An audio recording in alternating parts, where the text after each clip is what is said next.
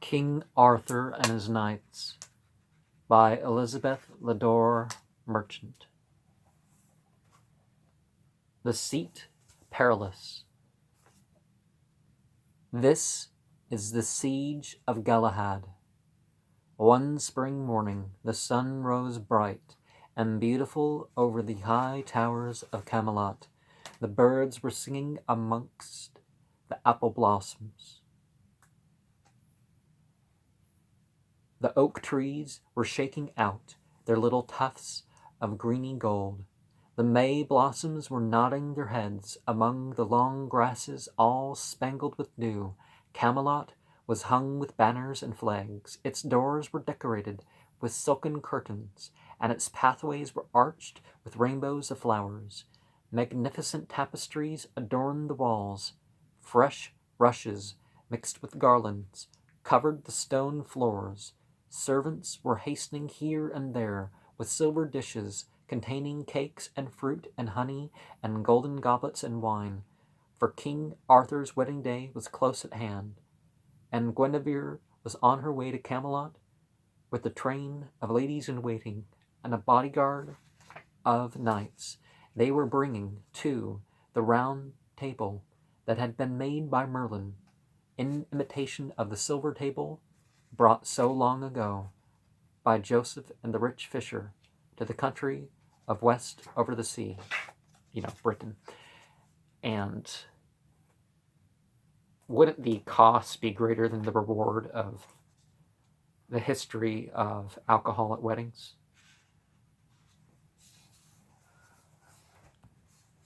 At this round table, as you know, the young king had taken his knightly vow. How glad he was to think that it was to stand under the roof of Camelot, and that sitting all about it, his fellow knights would join in his wedding breakfast.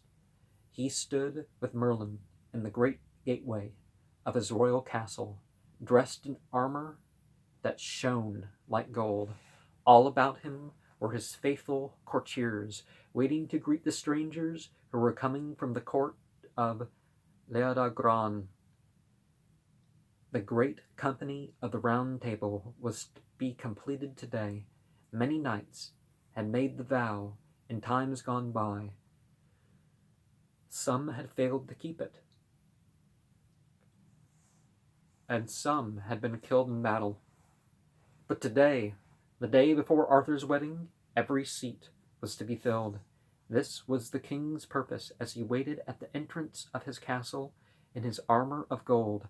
Presently from the distance came the murmur of a crowd, the trampling of horses' feet, and the roll of wheels. Over the hills towards Camelot poured the glittering procession of the royal bride, banners waving and minstrels singing, stirring and noble songs. It was a magnificent sight, and no less magnificent was the sight that was waiting for the strangers in King Arthur's own splendid court. Arthur's heart was beating fast with excitement and joy as the procession came along the meadow until it halted at the great castle gates. He moved forward and bent very, very low, for on the leading horse he saw his lovely lady Guinevere, riding in royal dignity, a rich hood hiding her beautiful golden hair, and an embroidered and jeweled cloak hanging from her slender shoulders. Close behind her rode her pages, ready to answer any call that she might give. Then came her ladies in waiting, each with a handsome knight in attendance.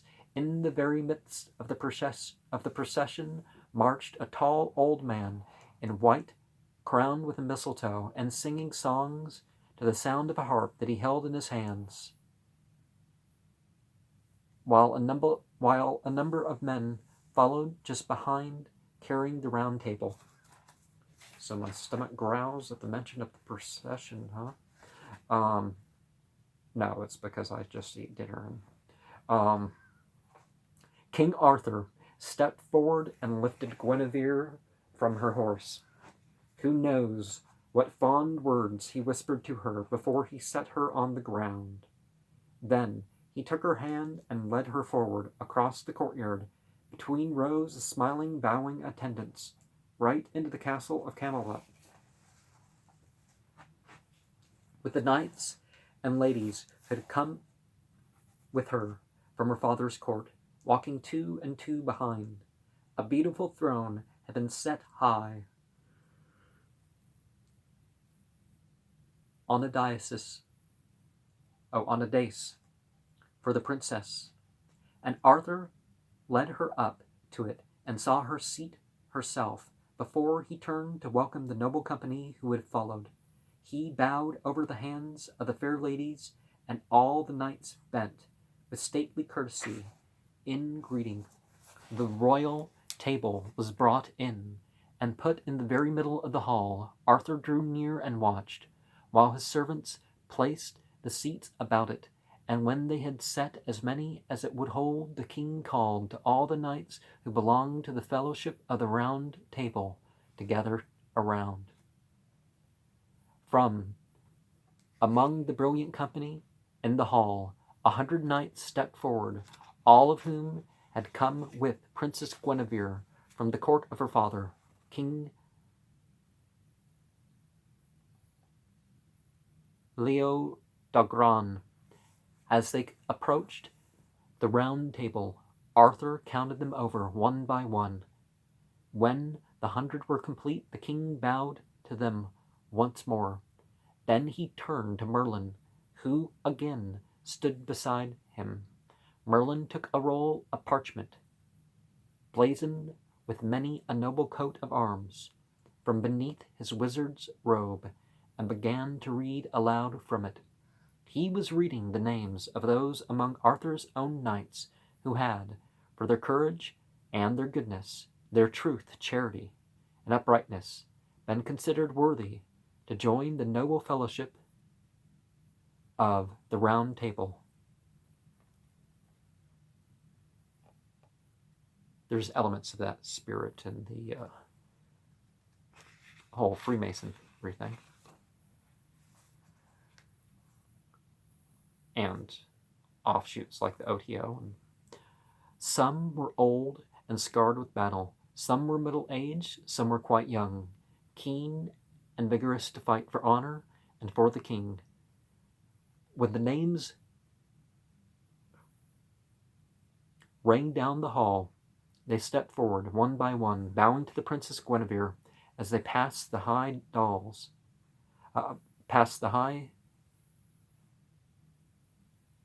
dais, and to King Arthur as they came to where he stood. They joined the 100 knights from the court of King Lodor. Then the chief butler came forward with a great jeweled goblet in his hand, followed by 2 pages carrying golden jugs. The knights and the king took their seats in the great carved chairs about the table. The goblet was filled, and passing the jeweled cup from hand to hand, everybody drank to the fellowship of the knights, good and brave and true, and the great fellowship of the Round Table. All this time Guinevere watched, smiling and gracious, from her throne on the high dais. Dais, okay. The ladies in waiting, why don't I remember how to say that? Her ladies in waiting were gathered about her, forming in their joyous dresses a setting of colorful posies for her, the bright central flower. The knights looked at each other and at the king as they drank from the glittering cup. They all rose to their feet and looked towards their future queen on her throne in the midst of them as a sign from Arthur. Their voices rang out, loud and joyful and brave, in the words of the great vow.